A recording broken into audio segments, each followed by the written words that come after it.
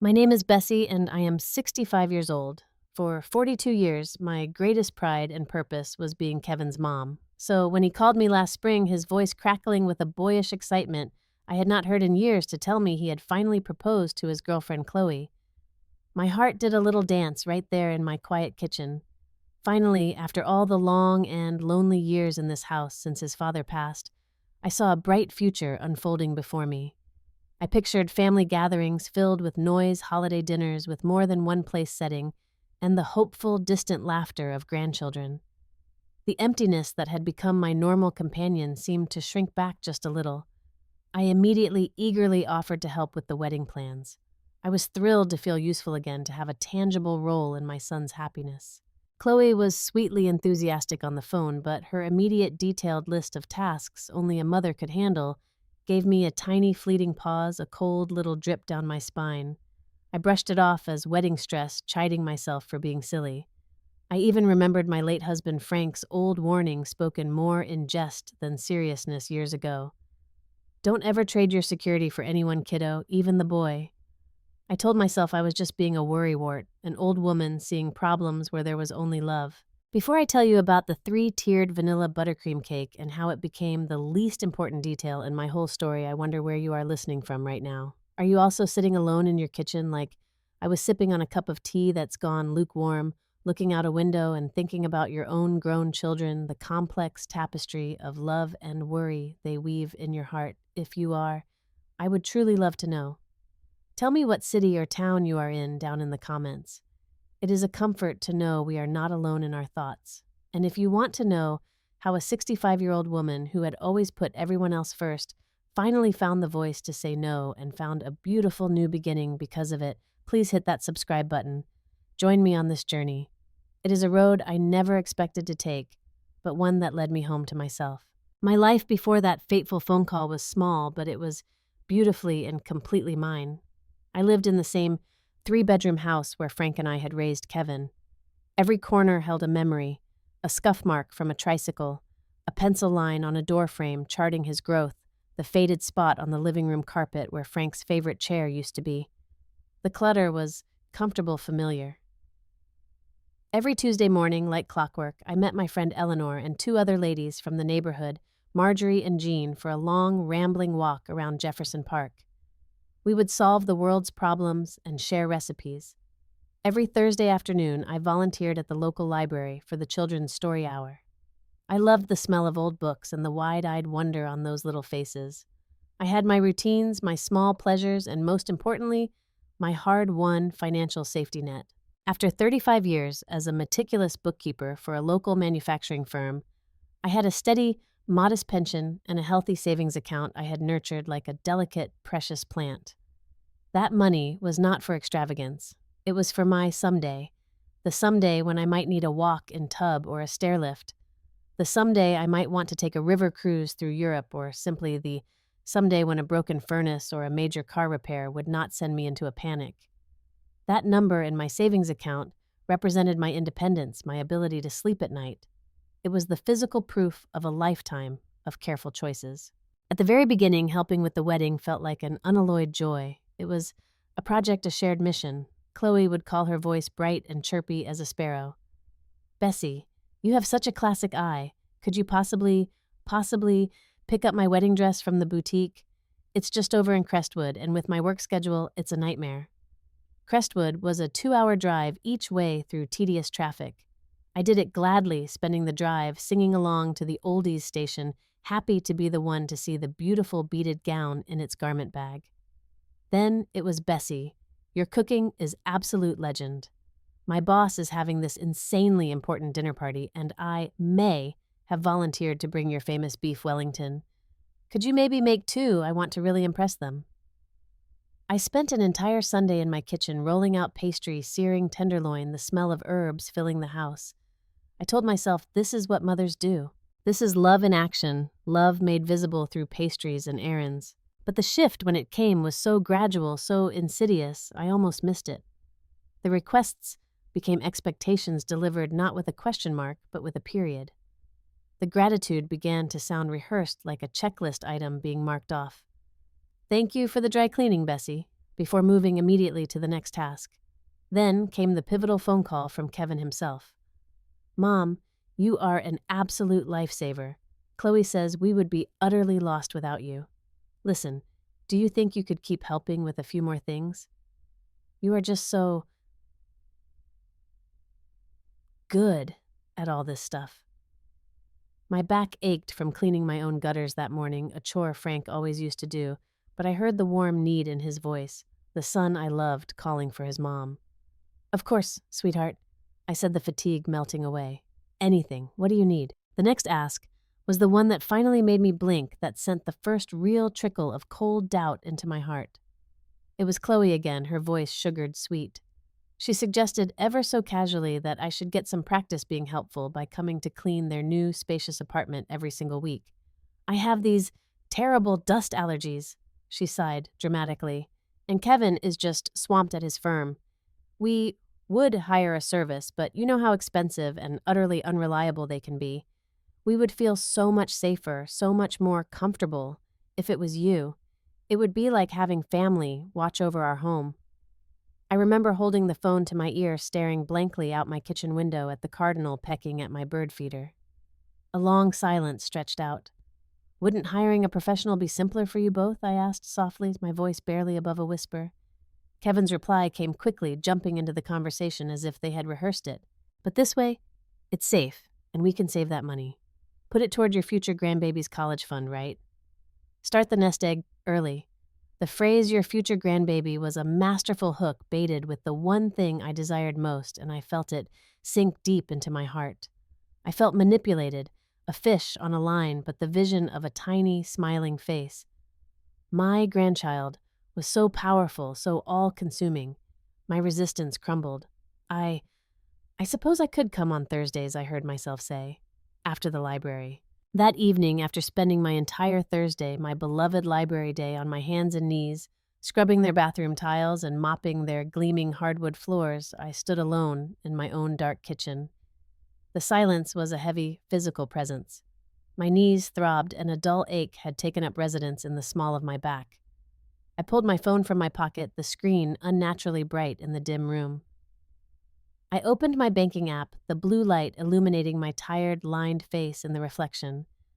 The number on the screen, the sum total of my careful, responsible life, suddenly did not look like security anymore. In that lonely kitchen, it looked like a target, a bullseye. And for the first time, I wondered who was taking aim.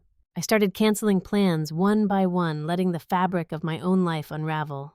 I missed my weekly walks with Eleanor, Marjorie, and Jean, offering vague excuses about wedding crafts. I missed 3 Thursdays in a row at the library, leaving the children's librarian scrambling for a substitute. When Eleanor called, her voice laced with real concern, I brushed her off with a brittle cheerfulness that sounded false even to my own ears. "Oh, you know how it is with weddings, Ellie, just buried in silk samples and cake tastings." It's wonderful, but she knew the sound of my true voice. "Bessie," she said, her tone firm yet kind, cutting through my pretense.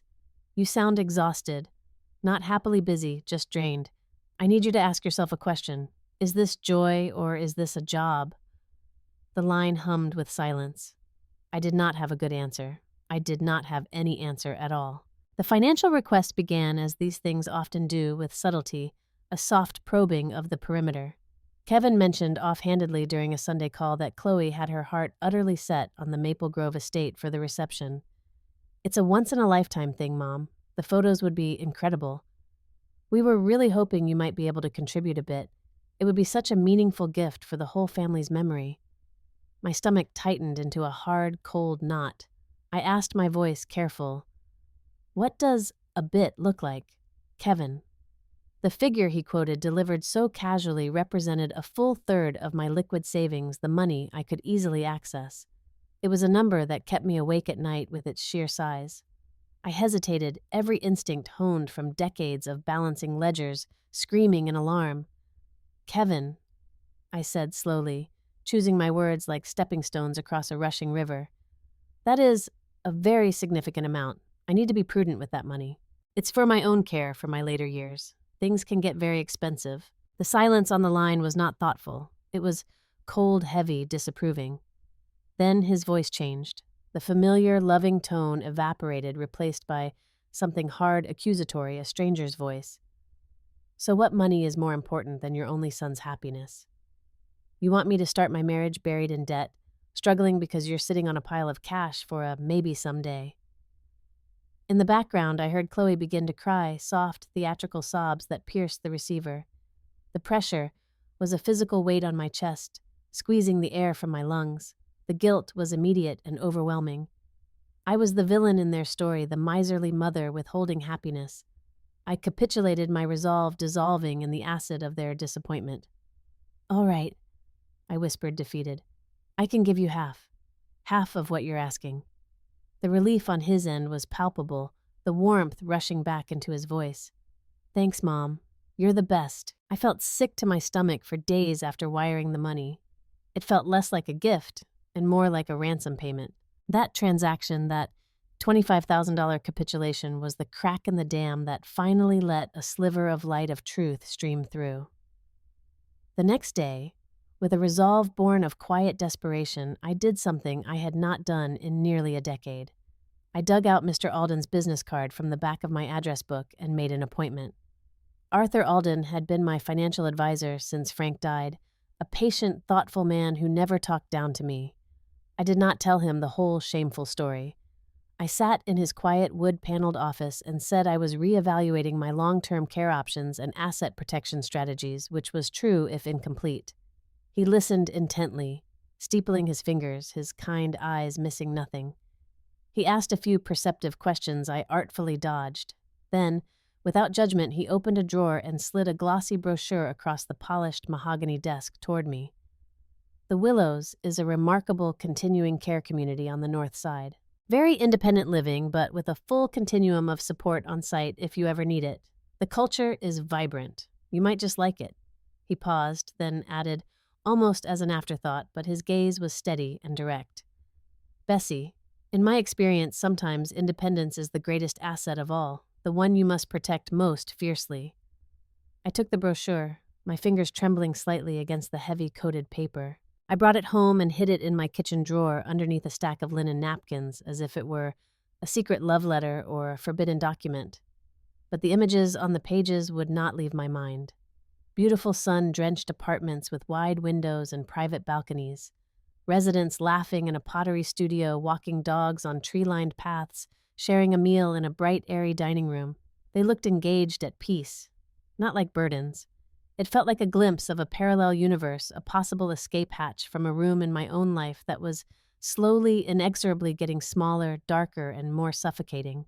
The dinner invitation, when it came, was for a quiet, intimate family meal at Kevin and Chloe's apartment to talk about the future. The air inside was thick with the scent of expensive sandalwood candles and new leather furniture. Chloe gave me a perfunctory tour showing off their smart home devices, the lights that obeyed voice commands, the refrigerator that told them when the milk was low. She talked animatedly about their aggressive plans for early retirement, her hand resting possessively on Kevin's forearm. "We want to be free to travel by 50, she declared. I pushed my expertly seared salmon around my plate, the beautiful food tasting like ashes in my mouth. My appetite had vanished, replaced by a growing sense of dread. After a dessert of individual chocolate lava cakes that Chloe boasted were from the finest patisserie in the city, Kevin cleared his throat, the sound echoing in the suddenly quiet room. He reached over and took Chloe's hand, a united front. "Mom," he began, his voice taking on that measured, logical tone he used for business. "Chloe and I have been thinking a lot. This current situation, it's not ideal for anyone. You're all alone out in that big old house. It's a money pit for upkeep, and frankly, it's not safe for a woman your age living by herself. We've come up with what we believe is the perfect win-win solution for the whole family." He laid it out with the calm, efficient clarity of a boardroom presentation, point by point. Option 1. I would legally transfer the entirety of my savings, my investment portfolios, and the title of my house into a newly created joint account and trust managed solely by him.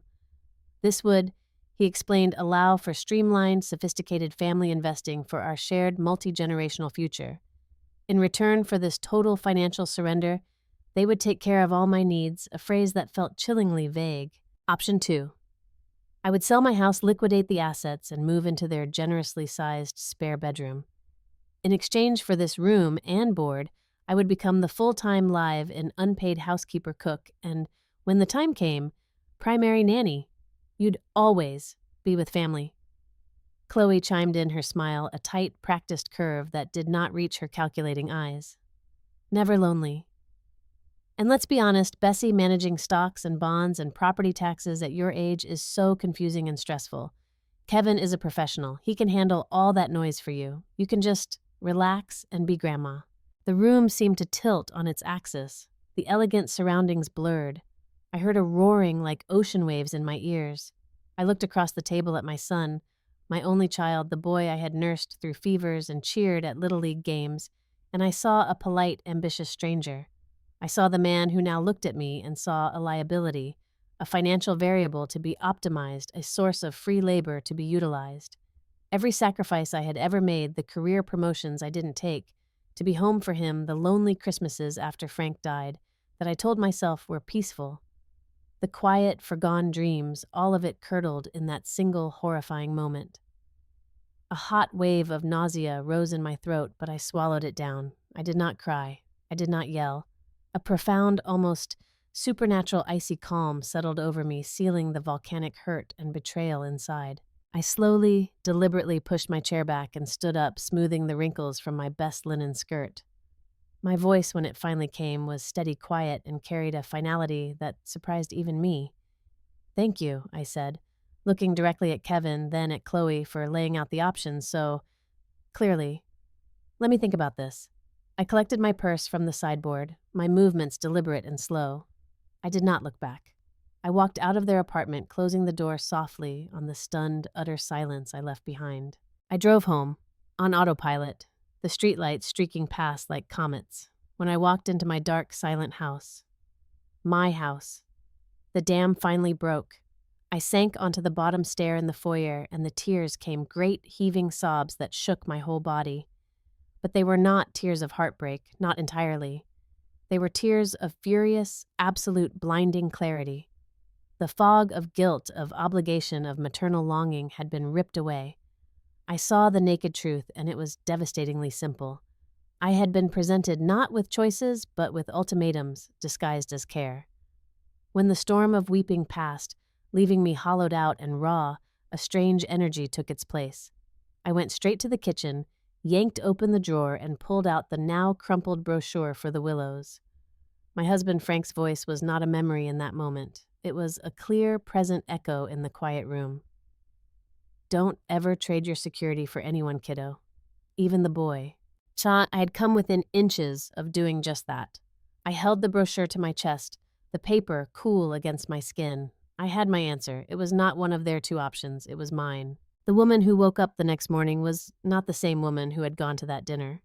A core of steel forged in the fire of that betrayal had solidified inside me. My first action was deliberate. I called the Willows. My voice did not waver. I scheduled a comprehensive tour for that very afternoon. Then I sent Kevin a simple text. "Need a few quiet days to think and pray over this. We'll be in touch soon." I turned my phone to silent and placed it face down in a drawer. For the first time in months, I felt a sense of agency. The Willows was nothing like the sterile, depressing old folks' home of my imagination. It was a vibrant, self-contained neighborhood designed for people over 62 who were very much alive.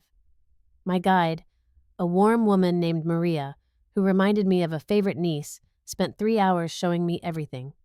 We saw spacious, accessible apartments with full kitchens, washer-dryers, and private balconies overlooking gardens. We visited a state-of-the-art culinary studio where a group was taking a sushi-making class. We peeked into a fully equipped woodworking shop, a bright art studio splashed with paint, a serene library with floor-to-ceiling windows, and an indoor saline pool. We passed multiple dining venues from a casual bistro to a white tablecloth restaurant. People nodded and smiled as we walked. They were reading newspapers in armchairs, playing a lively game of bridge, heading out with tennis rackets. I saw not decline, but engaged, active independence wrapped in a supportive community. The most profound moment came in the arts and crafts room. A woman about my age with a cap of silver hair and clever hands was painting a beautiful detailed watercolor of a winter forest. She looked up, sensing our presence, and smiled. "First tour?" she asked, her voice friendly. I nodded, feeling oddly shy. "I'm Eleanor," she said. The name, the familiar set of her eyes. "Not the Eleanor who used to walk the Jefferson Park Loop every Tuesday?" I asked, utterly stunned. It was her, my old walking friend who had moved away to be nearer her own daughter over a year ago. Her smile widened. "The very one I moved here 6 months ago." We stepped aside for a quick, hushed conversation.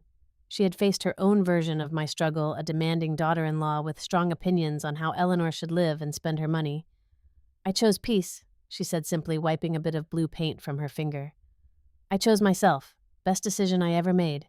In that moment, I wasn't just taking a tour. I had found an ally, a guide, a living testament that the path I was considering was not only possible, but could lead to happiness. Armed with that newfound courage, I met with Mr. Alden again this time, holding nothing back. I told him everything: the ultimatum, the financial demand, the planned servitude. He listened, his expression growing graver by the minute. Then he got to work.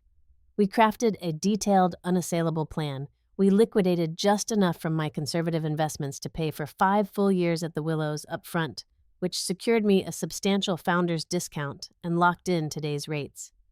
The remainder of my portfolio was restructured into even more conservative income-generating annuities and bonds, specifically designed to cover my monthly fees at the Willows after the 5-year period ended.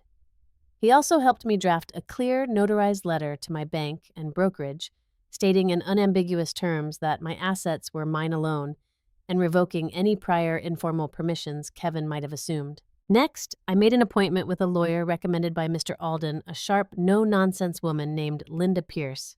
I created a new ironclad will. Most importantly, I established a durable power of attorney for healthcare and a separate financial power of attorney.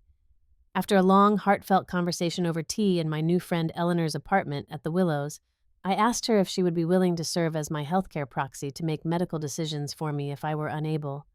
She agreed, without a moment's hesitation, her hand covering mine. "It's an honor, Bessie." Kevin was formally removed from all immediate decision-making authority in both documents.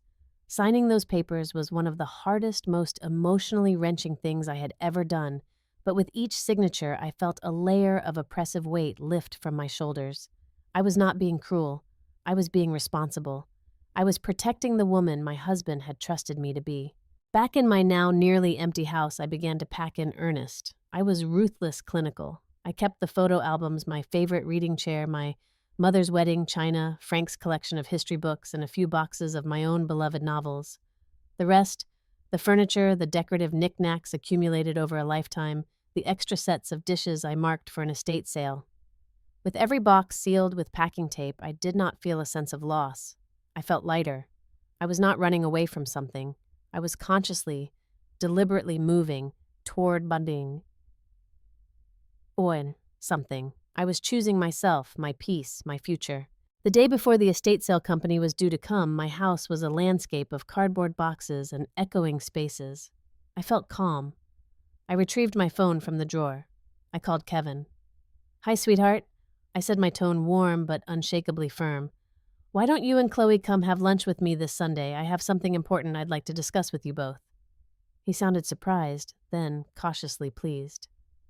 "Sure, Mom. Your place." "No," I said, giving him the address of the Willows Clubhouse. "Meet me here. 1:00. I hung up before he could ask any questions. I chose to meet them in the elegant, sun-drenched main lobby of the Willows. It was a space designed to feel welcoming with comfortable seating groups, fresh flowers, and a wall of windows looking out onto a koi pond. Kevin and Chloe arrived together, their faces a canvas of confusion as they took in the surroundings, the well-dressed residents, the tasteful artwork, the palpable sense of calm prosperity. "What is this place, Mom?" Kevin asked, his voice tight, his eyes scanning the room with a hint of suspicion. "This is where I've been spending some of my thinking time," I replied calmly. "Come on, I've booked us a table on the patio." Lunch at the Lakeside Grill was a study in strained politeness. Chloe picked at her heirloom tomato salad, making quiet, disparaging comments about the unnecessary opulence and how these places just suck the life savings from the elderly. Kevin barely touched his steak, his questions sharp and pointed, focused solely on cost. Who pays for all this, Mom? What's the monthly fee? This seems incredibly extravagant. I let them talk, nodding, occasionally savoring my own delicious grilled trout. I was waiting for my moment, the calm at the center of their gathering storm. When the waiter had cleared our plates and poured fresh coffee, I put my cup down on its saucer with a soft, definitive click. The sound drew their full attention. You gave me two choices. I began my voice even and clear. They both leaned in slightly, their expressions a mix of expectation and lingering annoyance. I have thought about your proposal with great care, and I have come to a decision. I paused, letting the moment stretch. I have chosen a third option. I then laid it out point by point, just as I had rehearsed in front of my bathroom mirror. I told them about securing the 5-year residency at the Willows. I explained, without revealing specific figures, that my remaining finances were now structured to support me independently for the long term. I informed them that I had updated all my legal documents to reflect my wishes and to ensure my care would be managed by people of my choosing. I spoke not with anger or accusation, but with a simple, unassailable certainty. I love you, Kevin. That will never change. But love is not control. It is not surrender. My life, my security, and my choices belong to me. They always have. I just needed to remember that. The reaction was instantaneous and volcanic. Kevin's face flushed a deep, mottled red. He stood up so fast his wrought iron chair shrieked against the stone patio. You have lost your goddamn mind, he hissed, keeping his voice low but vibrating with fury. You are wasting our family's money. My inheritance. On some glorified waiting room for the elderly. What about when you fall? Who is going to change your diapers when you can't? Huh? Who? Chloe was right behind him. Her composure shattered, her voice rising to a shrill pitch. This is unbelievable. After everything we planned, our wedding is next year. We were counting on, we had plans. She looked at me, not with hurt, but with the rage of a thwarted schemer. I remained seated, looking up at my furious son, seeing the little boy's tantrum and the man's outrage. I felt a profound sadness, but it was clean detached. They have 24-hour nursing care and emergency pull cords in every room here, I said quietly. And I have friends. As if summoned by the script of some perfect cosmic play, Eleanor chose that exact moment to walk by the patio railing with 2 other ladies, all of them carrying sun hats and tote bags, likely heading to the garden. Afternoon, Bessie, she called, her voice cheerful and carrying. Lovely day for it. See you at bridge tonight. I raised a hand and waved back, a genuine, unforced smile touching my lips. Wouldn't miss it, Ellie. When I turned my gaze back to Kevin, I saw it. Past the storm of anger, past the entitled bluster, there was a flicker of something else. Shock, profound, disorienting confusion. He was realizing, perhaps for the very first time in his 42 years, that I was not merely an extension of himself, a supporting character in the story of his life. I was the author of my own. I had assets, allies, and a plan that did not include him. His carefully constructed ultimatum had not just been rejected, it had been rendered utterly irrelevant. The power dynamic he had taken for granted his entire life had just permanently, irrevocably shifted. I stood up, then, meeting his eye level, pulling my own strength up to its full height.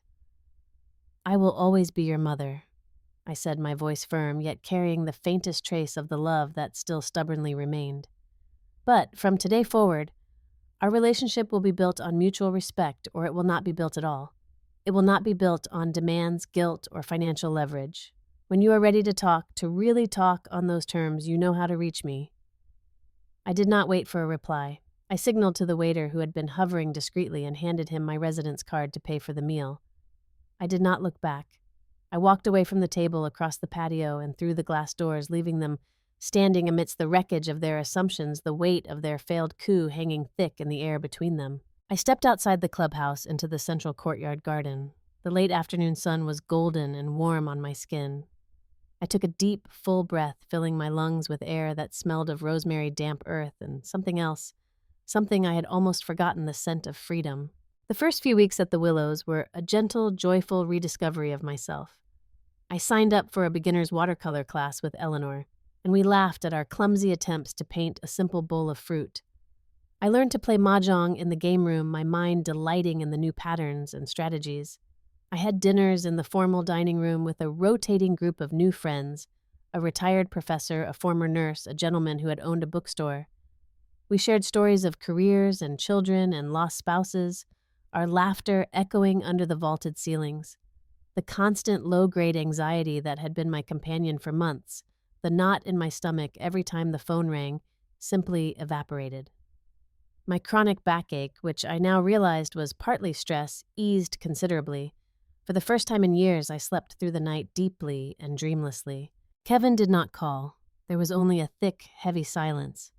I heard through a well-meaning but gossipy cousin that Chloe had called off the engagement shortly after our lunch, citing irreconcilable differences about family.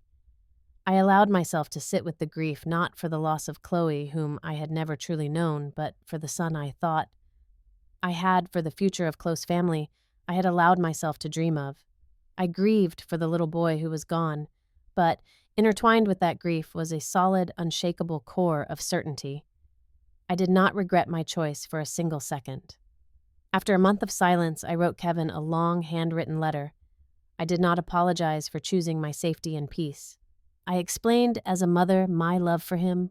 I explained as a woman my fear when presented with his ultimatum. I explained my non-negotiable need for dignity and autonomy in my remaining years. I ended the letter by leaving the door to a new relationship open, but I made it clear in gentle ink on fine paper that the door now had a strong, reliable lock on my side. The thaw was glacially slow. Months later, my phone rang with his number. I answered, my heart in my throat. His voice was flat, neutral, devoid of its usual warmth. He asked only practical questions about my health, the apartment. I was cheerful, brief, and pleasantly unyielding, offering no personal details or openings for manipulation. Over time, the calls became slightly more frequent, the silences between them less charged. He started telling me small things about his work, a promotion, a difficult client. He admitted in a halting, embarrassed rush during one call that he and Chloe had wanted fundamentally different things in life. He said it had been a learning experience. He never, not once, asked for money. He never made another demand, veiled or otherwise. The true turning point came when he agreed to have dinner, just the two of us, at a small, unpretentious Italian place halfway between the Willows and his condo. The conversation was awkward at first, filled with landmines we both carefully avoided. Then, over shared tiramisu, he looked at me across the table. He really looked at me.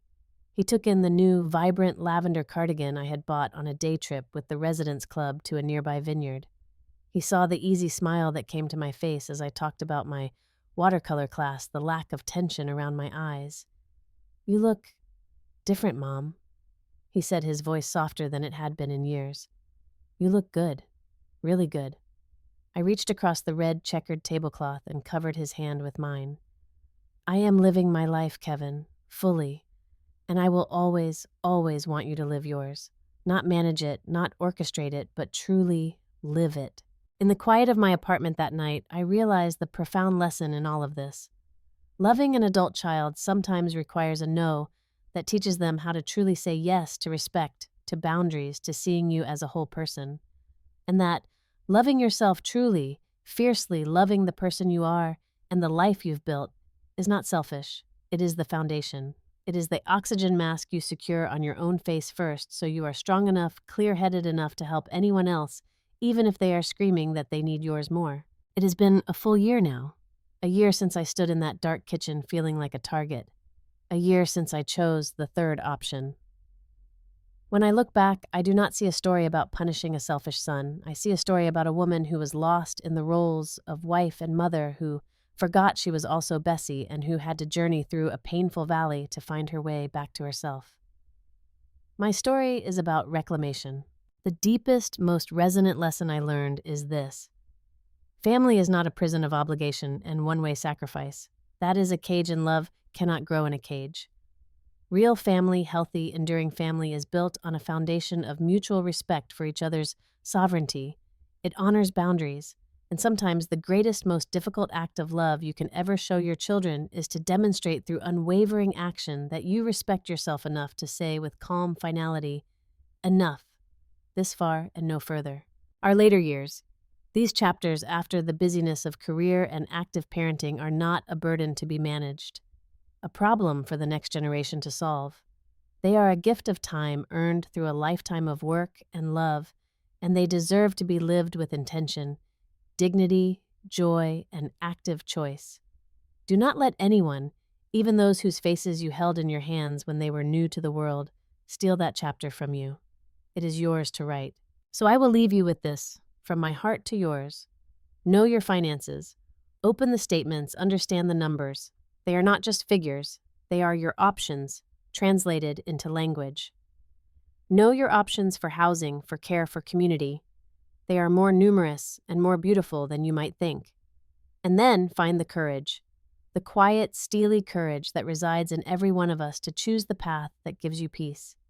Even if it disappoints others, even if it makes them angry, even if it is not the path they mapped out for you. Because in the very end, you are the one who must live inside your life, your mind, your skin. You are the one who must face yourself in the mirror every single morning. Kevin and I, we are still rebuilding. It is slow, careful work like reassembling a precious shattered vase. Some pieces may be lost forever, and the cracks will always be visible, a part of the new history. I do not know what the future holds for our relationship, but I know this with absolute certainty. Today, I woke up in my own sunny apartment, made a cup of tea, and watched the sunrise paint the sky in peach and lavender over the community garden. I felt safe. I felt content. I felt free. And for a 65-year-old woman who almost forgot who she was, that is a more profound and beautiful victory than any other I have ever known.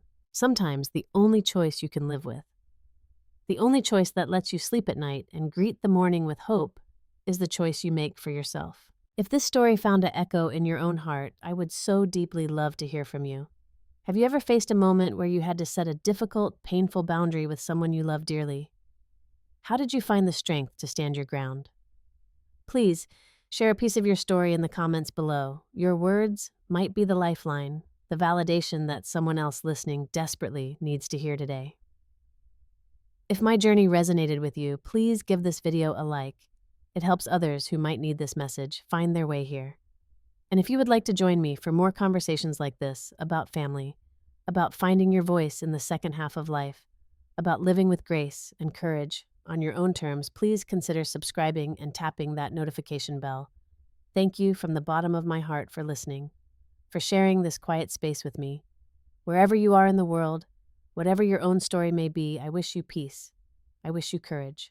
And I wish you the gentle, unshakable strength to always, always choose your own well-being. You are worth it. Take care, my friend.